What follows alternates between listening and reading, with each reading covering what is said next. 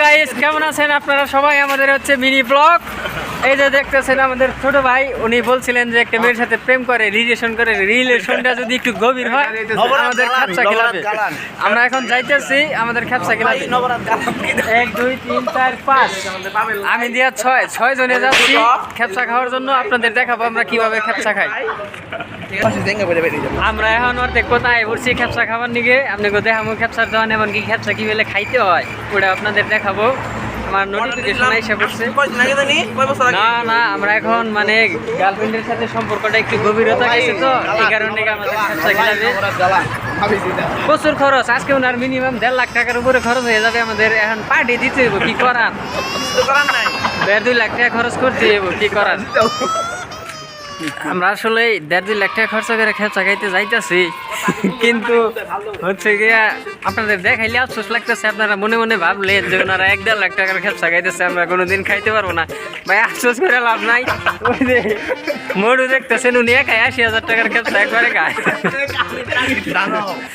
80,000 টাকার উপরে খ্যাপসা খায় একবারে।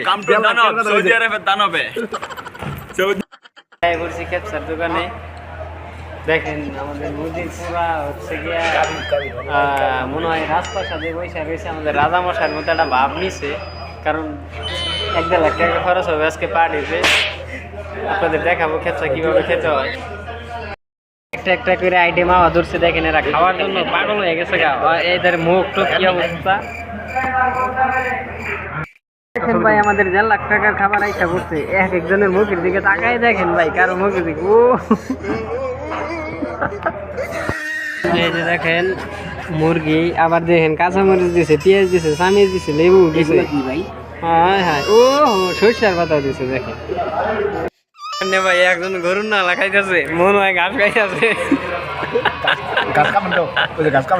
মনে হয় ঘাস খাইতেছে। ওই যে ঘাস 1.5 লাখ টাকা খরচ করতেছে, খাবো না কি করবো?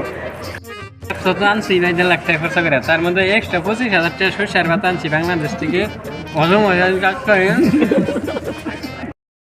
উডের মাংস দিয়া ভাই 2.5 লাখ টাকা খরচা করছি। এখন উপায় কি? দাঁতের মধ্যে উডের ঠ্যাং বাজা ধরছে, ঠ্যাং বাই করবার নিয়ে 20,000 টাকা খরচ।